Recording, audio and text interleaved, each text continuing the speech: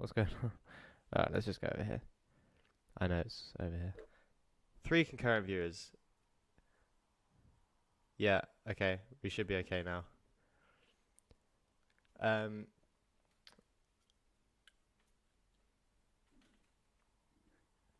so this is a new setup back at the flat now. I've been in MK for fucking months, so I'm back here and I'm able to actually build a decent setup. So I've got my G7 on a camera here.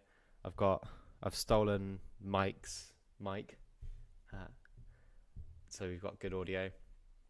So the stream should be better now, better than me just standing over my laptop with Apple earphones, which was bad. Okay, we're going to be doing this today. Also, just a notice, there's a 2-second delay between OBS, and there's like a 10-second delay from OBS to YouTube. So I'm running on like a 12-second delay. So anything you put in chat or whatever will be like 12 seconds behind. All right, yeah, we're going over this glass island scene, which I made a few weeks ago, and I can't remember how I did everything exactly. So we're going to be doing a bit of winging it. But it's a really simple scene. We're only using 1, 2, 3, 4, 5 objects. So the glass itself, the island, the boat, the tree, the leaves, and then the sun in the glass there. We're going to be doing this in cycles, not EV. Most of the stuff I've done before has been EV. We're going to be doing cycles because it's a lot of refraction, and glass just doesn't look good in EV. It just doesn't work very well. Okay, so here's the original blend file. As you can see, it looks just like a sphere because it pretty much is. So if this is our kind of glass bubble, the sphere, and if I was to turn that off, you can see we've got everything inside it. So there we've got the island, we've got the boat, which I modeled as well. We've got the tree and the leaves, and the ocean. I've actually got a new method of doing the ocean as well that should look slightly better than what I've done here. So we should end up with a slightly better render. We've got the sun up here, which is just a simple UV sphere, and then we've got a sunlight as well. Something that's cool here is, let me just parent these. The sun is actually using a constraint to stay tracked to the island, which means I can move the sun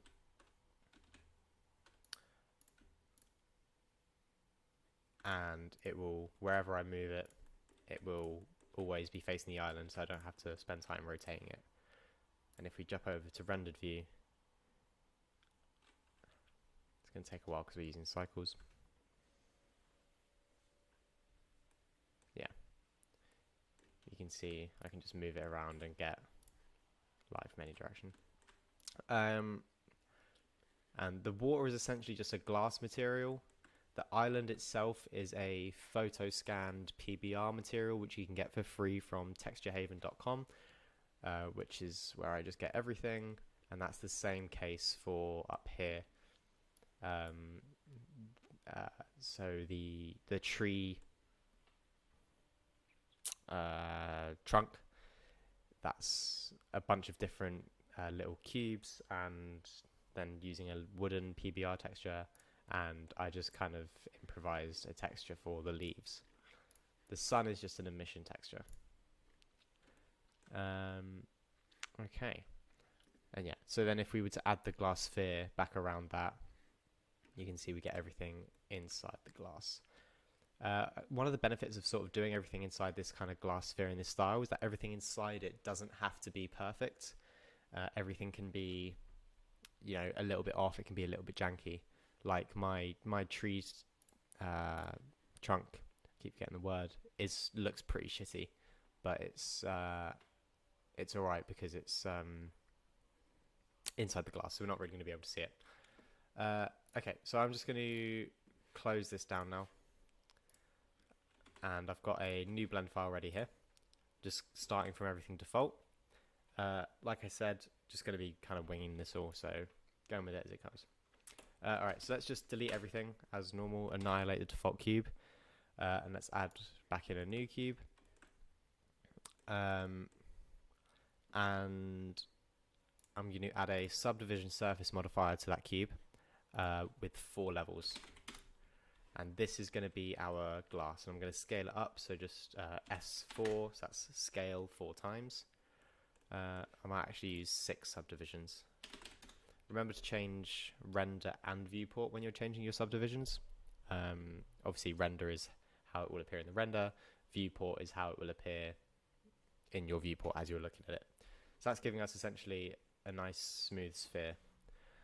You could just use a UV sphere, I don't know why, but I kind of I prefer these, using a cube as a sphere with subdivisions. You get a nicer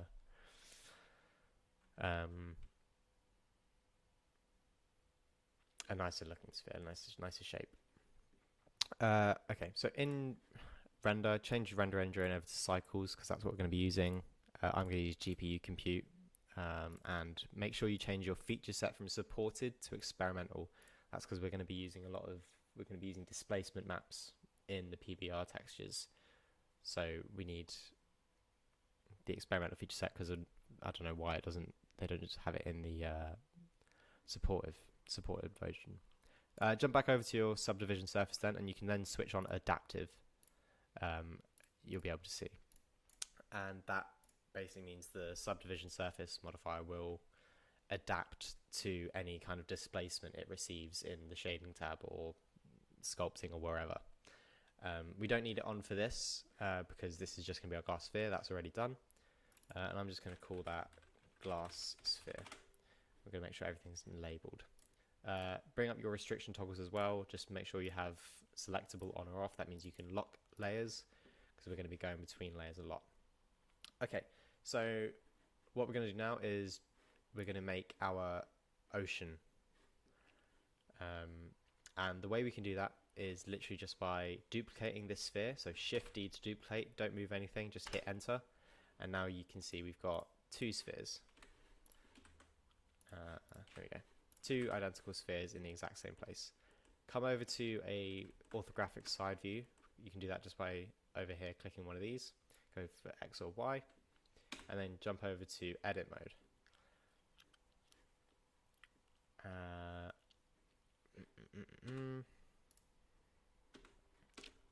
How did I do this before? Like I said, winging it.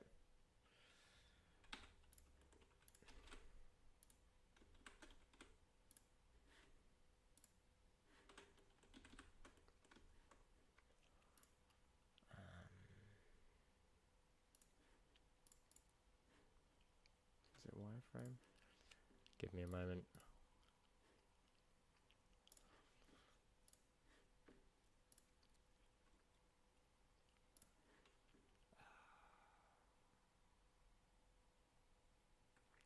Essentially what we need to do is chop this in half.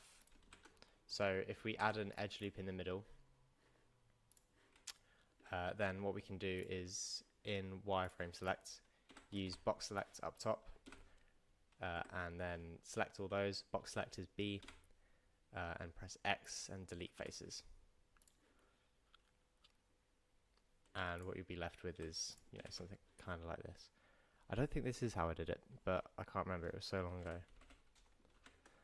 I'm going to flip that around. Oh, so RY 180. No, this isn't how I did it. Hang on, let me just go back a bunch. Give me a moment. I probably should have refreshed myself more before doing this. I'll delete this sphere we made. Alright. We're going to duplicate that sphere. I'm going to hide that first one. And lock it.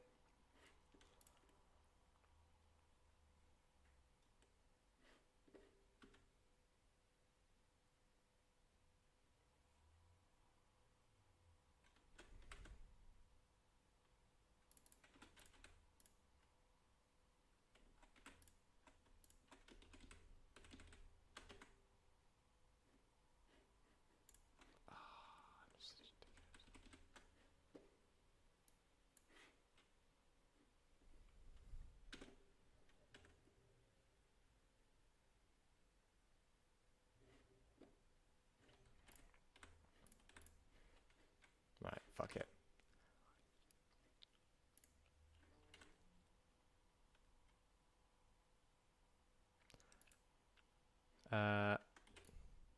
Okay, because I've forgotten how I did it before. I'm just going to add in a normal UV sphere.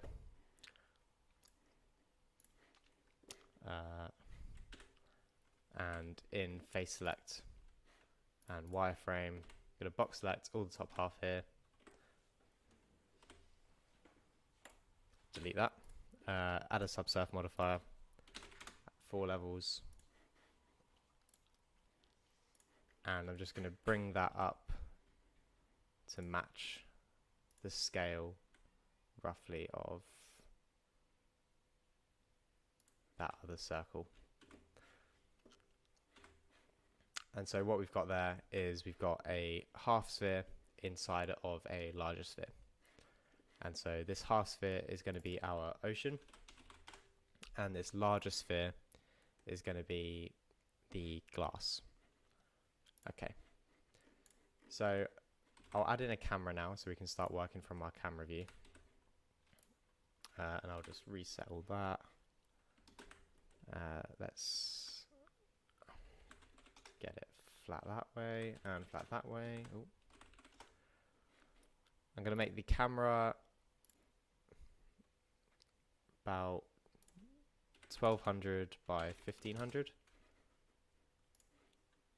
So we get this sort of portrait. And I'm just going to bring over a new window so I can see my camera view there. Okay. Cool. I'm going to make that rendered view. And you can see we've not really got anything in there. So let's add in a light to the scene. So Shift A, light. I'm going to use a sunlight. And let's bring that up here. Now we need this sun to, because we're probably going to be moving around a lot, to follow kind of the general direction of the sphere. And the way we can do that is go down to constraints, add object constraint, and track to, change that to negative Z and Y. So 2 negative Z up Y. And then target, make that the ocean. And now as we move around our sun, you can see it stays tracked to the ocean. So we don't have to re-rotate the sun every time we move it. So I'm going to put it around here-ish.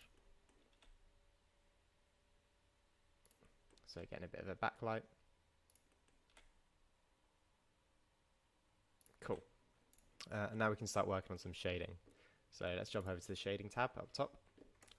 And we're going to use rendered view. Just go from camera. Use this button up here to jump in and out of camera if you couldn't follow. It looks like a camera. Let's add a new material to the glass sphere. So just select the glass sphere, press new. And delete the principled shader. So it should just go black because we've got nothing now plugged into the output. So just take a glass and just plug that in, and immediately, you know, that does half the work for us. We've got a glass shader. And we can change up the roughness here. So that's just roughness. It's literally how rough the glass would be. So, you know, 0 all the way down here is going to be perfectly clear. We're going to be able to see right through it. And 1, it's going to be quite opaque glass. I'm going to leave that around probably 0.05, so not too strong, but enough that we can sort of see the glass and see that it is glass. Alright, let's throw in a mix shader. And let's use a translucent node and plug that into the mix shader there as well, just to make it a bit more see-through. And I'm going to take a Fresnel node and plug that into the facing.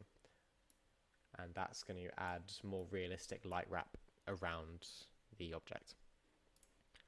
Cool. I'm going to use an add shader and the refraction node. I'm going to plug the facing of the Fresnel into the IOR of the refraction as well. Actually, no, I'm not. I'm just going to make that really low, I think. Am I?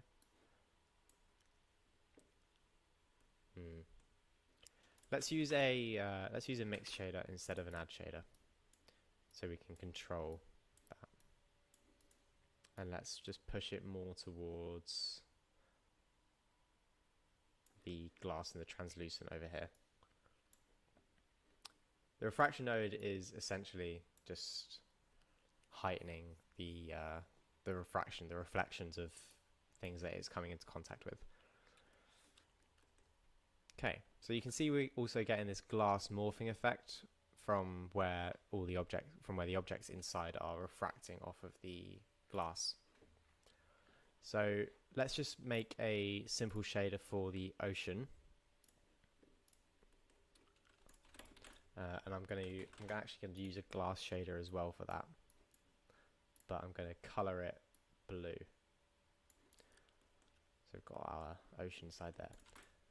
I'm going to use an RGB node to control the color, because I might want to have the same color in multiple different nodes here, and it's easier to have one RGB node plugged into lots of things that I can control the color from than have to go through and change the color specifically for each node that requires a color input. Okay, I'm going to add I'm going to check adaptive on the subdivision surface modifier that's on the ocean. And what that means now is we can displace it a little bit. So I'm going to take a wave texture and I'm going to plug that into a displacement node, and then into the displacement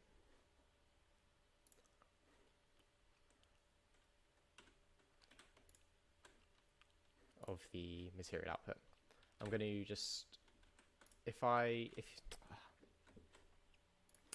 you alt click an edge, it will select everything around that edge. So if you alt click that edge and then press F, it will fill that whole edge in. And I'm just going to add an edge loop in there to bring that up a little bit. Okay.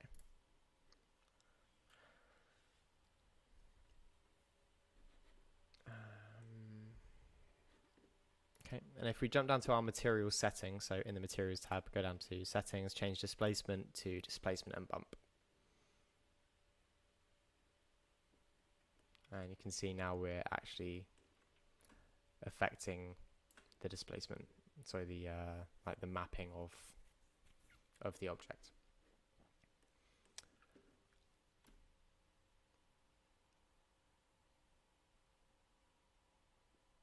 Just make that scale of the displacement quite low so we can see the waves.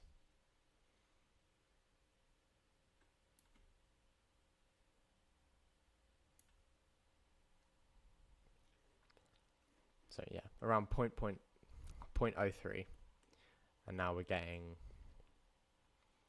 some waviness. Okay, I'm going to mix in a translucent shader as well, and I'm going to use that RGB node into the color, and I'm going to lean it more towards the glass.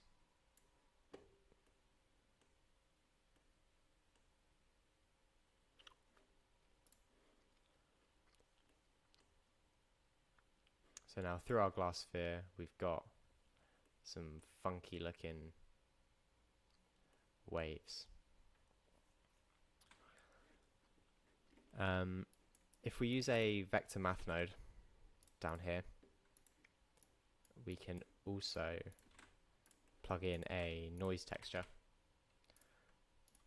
to mix with the waves.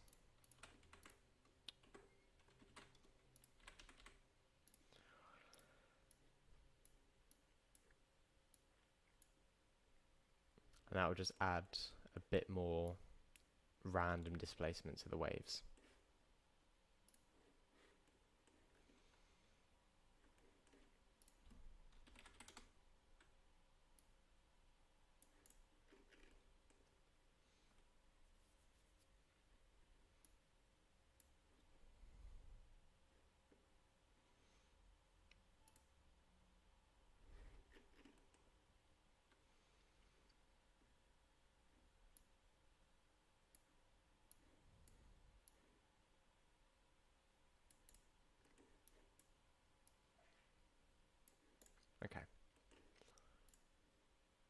I'm just going to move the camera a bit.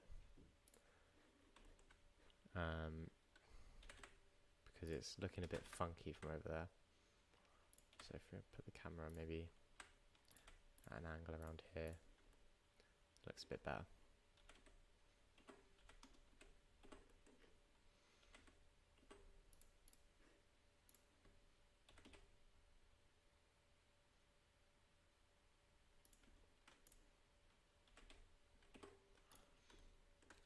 Okay, let's come back to the layout view and let's add in our island. So island is just going to be a cube in the middle. And I'm going to add a subdivision surface modifier to it, make that adaptive. And then in shading, I'm going to make a new material with Node Wrangler enabled. If you click your Principal BSDF and press Ctrl-Shift-T, then come down to wherever you're keeping your textures or your HRs or whatever. I keep confusing myself. Okay, so I've got this sand texture here, which I got from Texture Haven here. So if you go on this website, these are all free Creative Commons, so you can just grab any of these textures you want. So sand, I believe this is the one I used. Pop that link in chat. Just select all that, press A, you'll select everything, then press Principal Texture Shade up, Setup, sorry. And it will import all of that as a already set up shader. So come down to your material settings as well, and make sure you have displacement from bump only to displacement and bump as well, so that you get in the displacement map.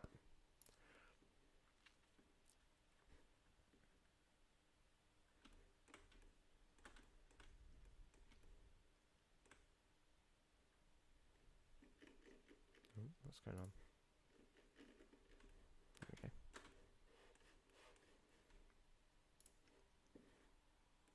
Okay. And then you can just fiddle with this displacement node here to figure out how much displacement you want. So you don't want it to be too high, because if you have it cranked out to like 1, it's going to be really strong. Everything's going to come out really sharp. And if you have it too low at like 0, you're going to get essentially no displacement.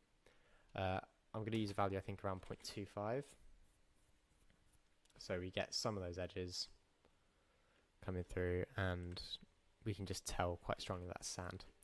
Now if we come down to our mapping nodes as well over here, we can change the scale of all these, and the scale is going to be how much that texture is tiling across the object. So you can change them all, you know, one by one, or something that's really easy to do is just take a value node, just plug that in there, and then you can just use this one value to control the whole scale. So I'm going to put that to around 2. Doesn't seem to work. Let's try like maybe 1.4. Yeah, there we go. So we're just getting a bit more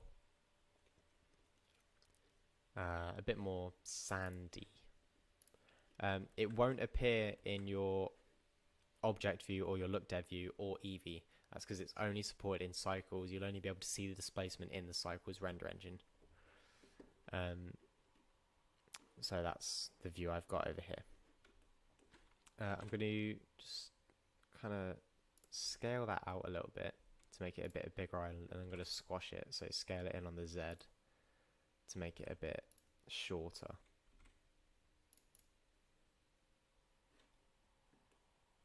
So that's a bit big, so let's bring it down a bit, and then I'm going to lower it a bit more into the water.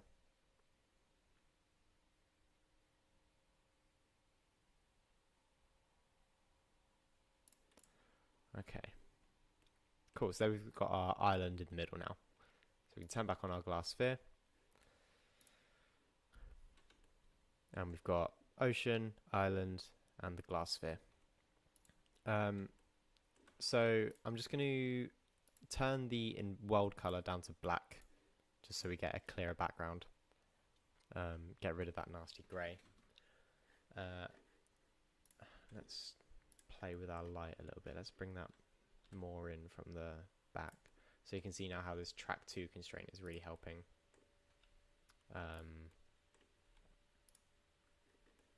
Us move the light without having to spend too much time rotating it and angling it. Okay, I'm going to turn the power up a little bit as well, maybe 1.25, so it's just a bit stronger. And I'm going to tint it to be sort of slightly, ever so slightly orangey, so it's a bit more of a warm sunlight. Okay, so next we need to add in our tree. So let's just hide the glass, come in here. So to do the tree, I'm going to use a cylinder. So add in a mesh cylinder, and before you move it or anything, come down to this add cylinder option here, and I'm going to change the vertices down to around 8, so we get this more blocky sphere. I'm going to scale that in to be quite small.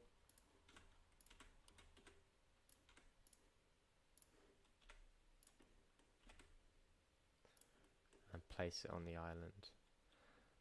So bear in mind, this is what I've just done something wrong here.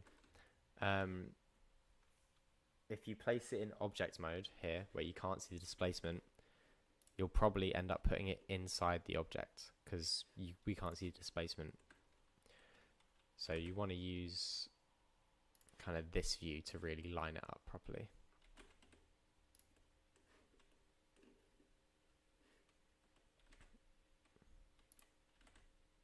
There we go. Okay, so that's going to be where our tree starts there.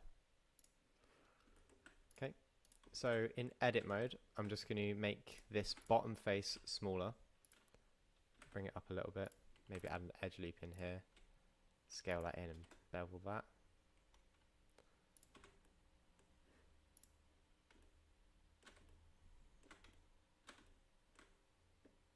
Okay, and that's going to be one of our trunk pieces. So what we can do is if we add an array modifier, you can see it adds a second object. And we're going to want that on the z-axis, so going up. You can see it's just going to add a second object up there. And you can change the offset, so if you need stuff higher, or if you need stuff, lower, you can change that. But we're just going to leave it at 1 because we want them to be connected. And I'm going to change up the count to be around 11. Yeah, let's go for 12. Okay. So that's going to be our trunk. I'm going to make it a little bit smaller and raise it. So now anything I do to that original source object will transfer to the others, so they'll still be perfectly arrayed. Let's maybe make that around 16. Yeah, okay. So now to add a curve to the tree, it's really, really easy. We just add in a Bezier curve. I'm going to just rotate that to be facing upwards.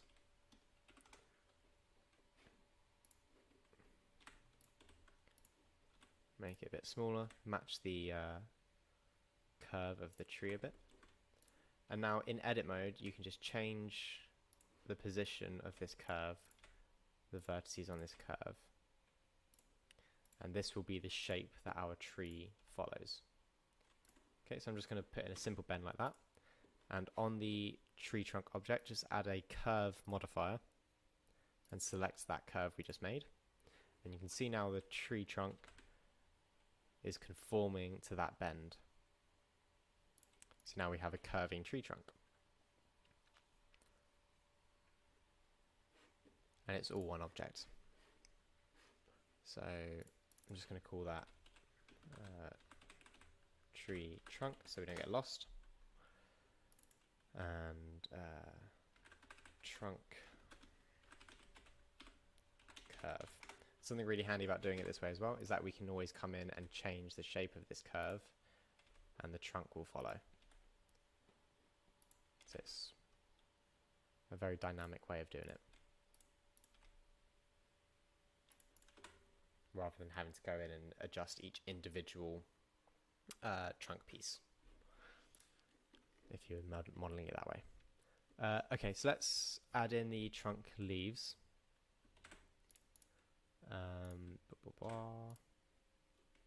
So for that I'm just going to use a plane. Let's bring that up to the top of the tree trunk. Scale it in to be nice and thin. And place it kind of in the shape of the leaf there. Like the size of the leaf that you would want it in. Okay. I'm going to add a bunch of edge loops on the tree. And now if I go into vertices select in edit mode, and go select, check a deselect, then it will select sort of every other vertice, and I can scale them in. And we're just going to sort of randomize where the leaf is wide and where it's thin. So obviously the end needs to be quite thin, and anywhere else can be thick or thin depending on how you want it to be. So it can be quite a ripped up leaf, or it can be a not ripped up leaf, a pure leaf. And that first one should be quite thin as well.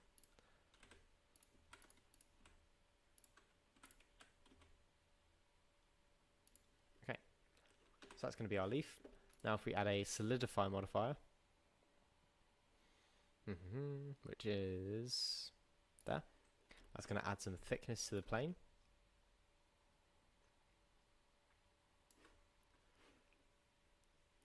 And let's use a subdivision surface as well to subdivide it. 2 levels. And I'm going to also add a wave modifier. And that's going to add in the waviness of the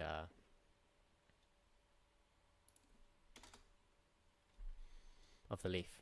I'm going to turn the speed down to 0 because the wave modifier is an animated one. So if you were to play it, I'll show you actually.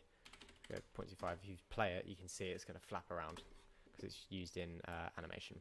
If we just turn the speed down to 0 because we're not animating anything, then we can just use the height and other values to sort of get the kind of look we want.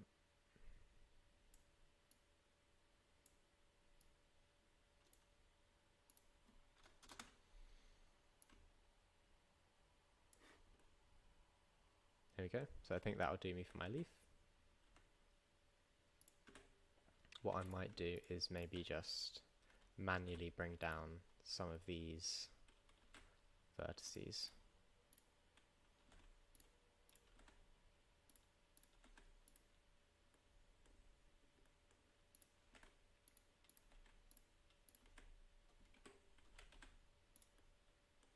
Just to get a bit more movement in them.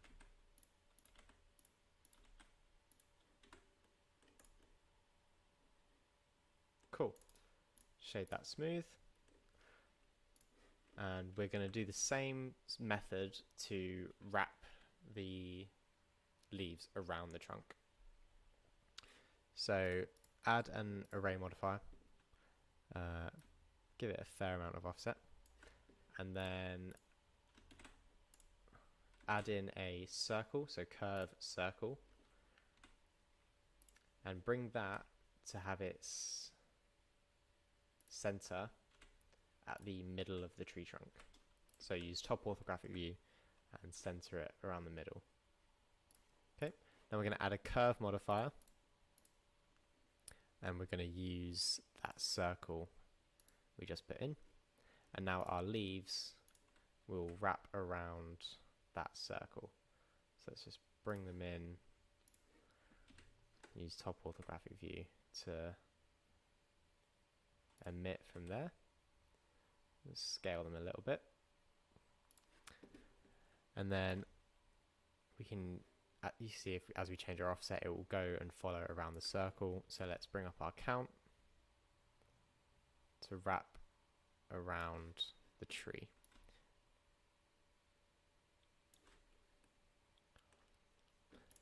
And then we've got our leaves on the top of the tree.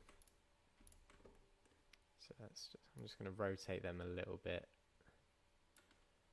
to better match the angle of that top bit of the trunk. Cool, so now we've got our little tree, and you can see through glass it looks quite cool. So I'm going to jump over to shading.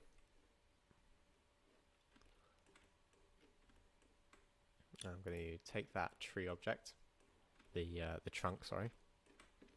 I'm going to make a new material on that. I'm going to do the same thing, Control Shift T, and I'm going to find a wood texture. So I've got this rough wood texture here, also from textures.com, which you can get it from. Let's just clean that up a little bit. Let's give an adaptive subdivision surface on there. Change it to simple instead of Catmull-Clark, so it doesn't change the shape.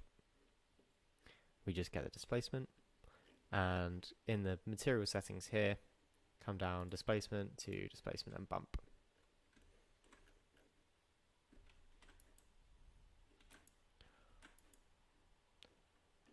And now you can see we're getting that displacement map of the wood through. I'm just going to turn that down a little bit. Or maybe increase it actually. Let's bring up the levels of that subsurf a bit. See if that helps us out. If we UV unwrap it as well.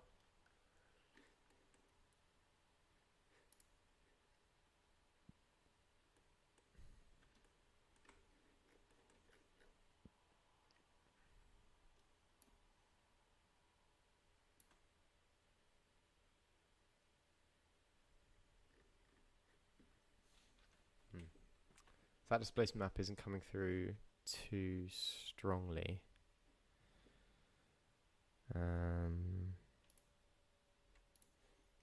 But that's okay, because we're looking at it through this glass anyway, so it doesn't really matter too much as long as we get the rough shape of it.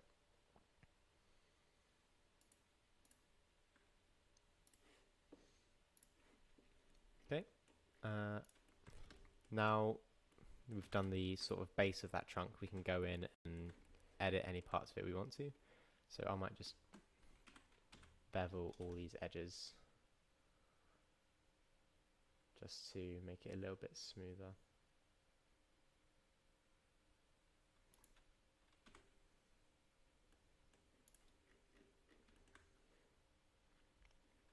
Okay, we're going to jump back to shading now, and we're going to do these leaves.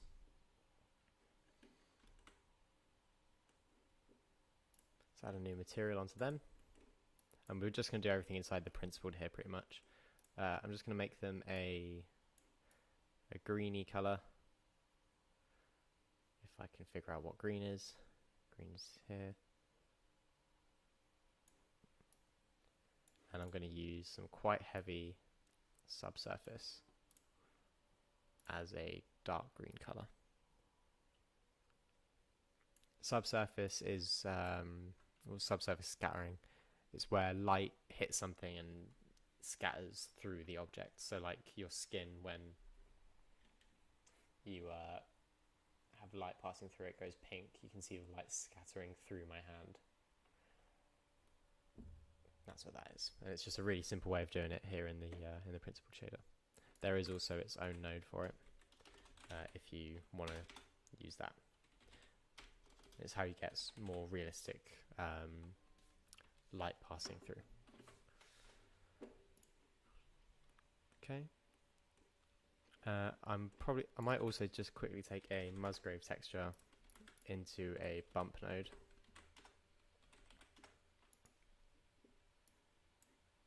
Into the normal to get some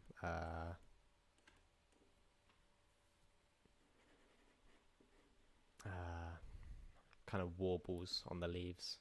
If I use that at quite a low scale, 1.75 maybe. Yeah, then we kind of, the leaves have a bit more going for them. And again, when we look at it through glass, it doesn't matter if it's not perfect. Cool.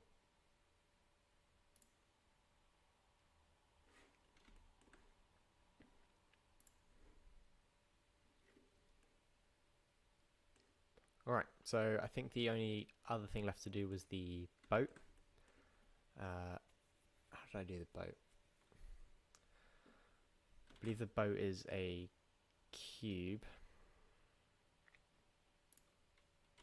So we'll scale it along this way, down that way, down a little bit there. Let's give that a subdivision surface modifier. Let's give it 5 levels. Let's add an edge loop to the top so we get that bit more of a boat shape. And I'm going to delete the top face so that it opens up in the middle there. If I select all these outer faces as well, I can extrude them. So just press E, then click to extrude them, and then scale them out evenly. Let's make them a bit bigger.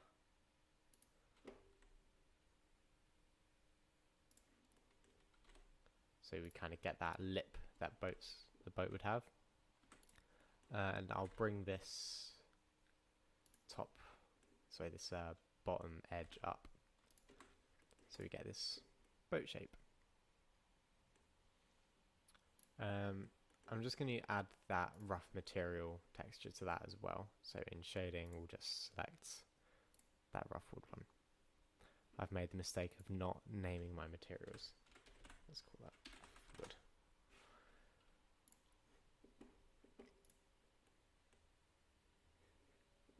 So now if we wait for the rendered view to refresh,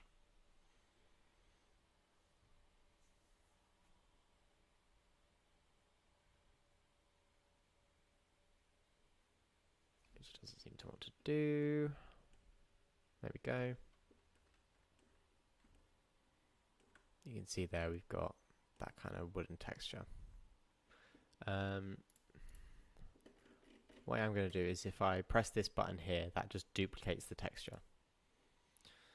That means I can go in and change the scale on this one and it won't affect the tree because I can see the scale is way too high for the boat. So I'm just going to put that down to like 0.25. Let's have a look at that.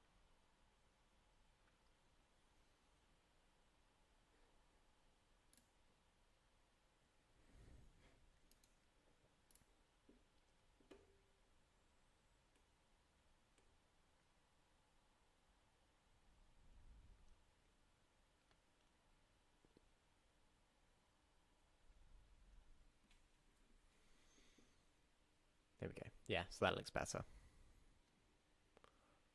We've got our wooden boat. It's just really simple.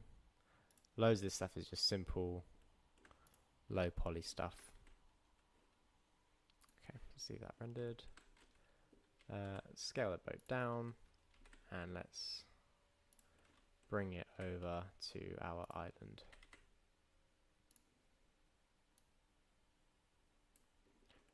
And moor it up.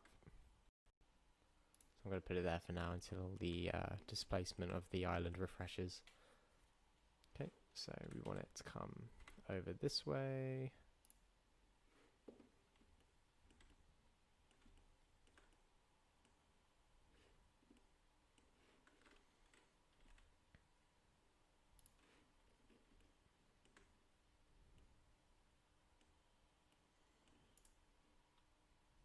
Cool.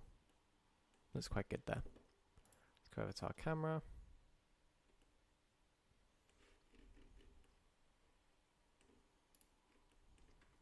Going to bring the camera around here so we've got a better angle on where that boat is.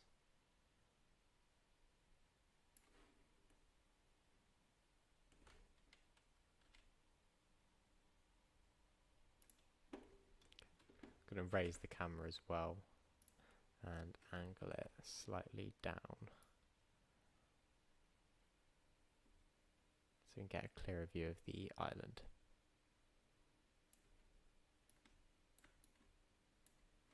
Okay. So now if we turn back on our glass sphere,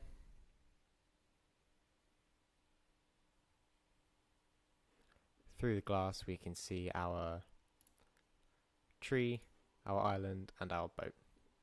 And to add in some better lighting, if we jump over to the shading tab and switch from object to world, we can see there at the moment we've just got our black background plugged in. But if we throw in a mix shader onto that and an environment texture plugged in there,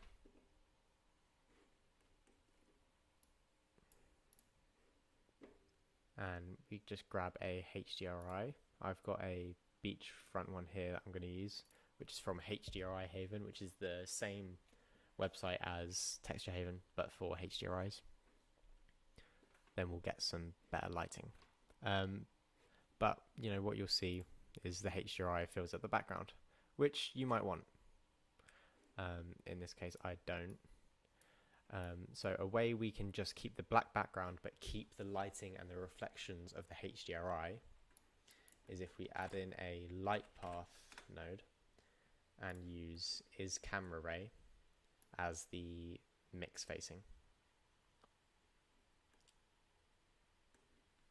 Okay, so we want to just flip those around. So we want the environment texture in there and then the background in there. And what that'll do is it'll make one of the items in the mix invisible but keep the reflection data and stuff, and it'll make the other one the visible one, which is super handy for me because I do this all the time where I use a HDRI to get lighting and reflection data, but then I just want like a solid color or something as the actual background. And if we just plug in another background node between that environment texture, we can turn down the strength of it. So depending on how much of those reflections and lighting you want to get, you can change that strength. So I'll probably have mine at like 0.35. And I might just throw in an RGB curves node between them as well, and just add a little bit of an S curve in there and turn up the blues. So this is where you can color correct loads of materials and textures and HDRIs just by using the RGB curves node. If you know anything about color correction, throw in that RGB curves node. You've also got the hue saturation node. You've got the brightness contrast node, which you can use to do some basic color correction on materials and stuff. It's really handy for things where, like, maybe you're doing a Mars scene and you've got a nice sand texture, but obviously the sand needs to be red. So you can throw in the RGB curves node onto the base color and just tint it red, and then you'll get red sand. Really handy little things for stuff like that. Cool. Okay. I'm going to now just add in the sun object. We've already got the sunlight, but the actual object. So I'll turn off this glass sphere, and I'm just going to add in a UV sphere with a low scale, put it kind of roughly in the position my sun's coming from.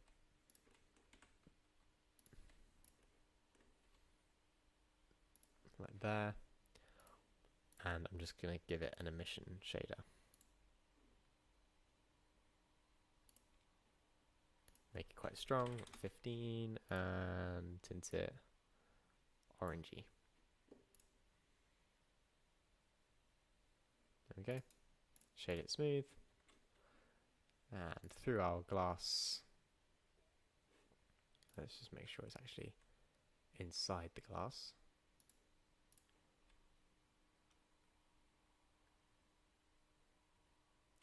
Then that little island world inside the glass marble has its own little sun. That's going to refract off the glass, and that's why it gets that little bend.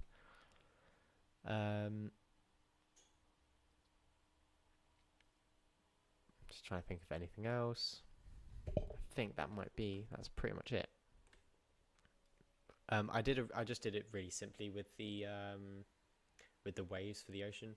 You can go a lot more in depth with that. I might do a separate video on making ocean textures and materials, because I just figured that out myself. And it's a really cool way of doing it. I've got a really cool way of doing it procedurally, just using shader nodes, where you can get some really nice realistic looking waves for your scenes. That's just a simple one. Okay, cool. So this is because there's lots of reflection stuff going on here. This is the kind of render you're going to want to do really high samples. So I think I did mine originally at 2000, but you might want to maybe do it at something like 5,000 or higher, because you can do it at a low sample rate. I don't know how long that will take, but you can see these fireflies we're getting all around the sphere, from where it's kind of it's too low of a sample rate to properly do the reflections. So that's where you get these fireflies.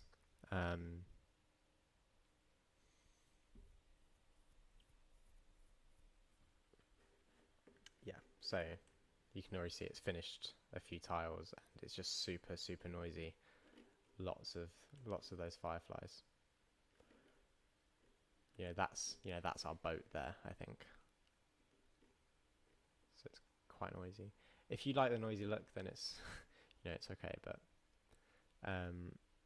and if you just use denoising, which if you don't know how to do, if you come down to view layers, turn on denoising, even at like a low strength, let's do that again, then it comes off really warpy.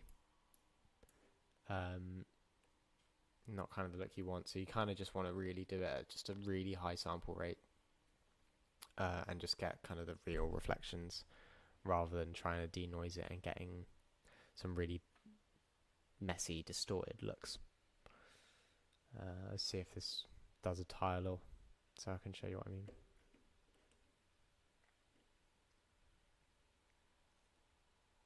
Yeah, there we go. So this is kind of what it is without denoising up there, and you can see it's denoising in the middle. So it looks okay, it's a lot cleaner, but you can see we're getting these really weird distorted looks, which again, if you don't mind that, then there you go. You can render at a low sample rate if you're on a low powered PC, and just live with this sort of mushy mess. But it's always going to be better to just render at a really high sample rate, because that's how you get better renders. Oh, there you go. That's something I've just noticed. You see, we can see each individual face from the subdivision on the glass. So we want to shade the glass smooth. Doesn't look too bad, to be fair. Looks a bit like a painting. Yeah, so shade that outer sphere smooth, so you don't get those individual little squares. Cool. That's it. That's the scene. So what time are we at? 57 minutes, just under an hour. So at target, which is great, because I want to keep these under an hour now. Cool. If you enjoyed this stream, the none of you who are watching it, drop a like, share it around, whatever, subscribe, all that shit. More streams will be coming that are more properly advertised, rather than me putting up half an hour before I go live.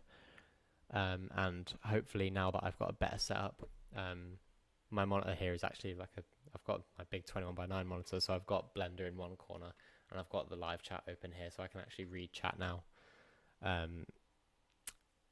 They'll be a bit more interactive, hopefully, so kind of freestyling stuff, showing you how to do things, showing you things you want to be done. So if you have things you want to know how to do, you can put them in chat and we'll work together, like how the Blender forums at Screeno kind of were. You know, you come with a problem and we solve the problem on stream. That's hopefully the format they should take. Yeah, cool. That's it for this time. Thanks for coming along. Hope to catch you next week or whenever the next stream is.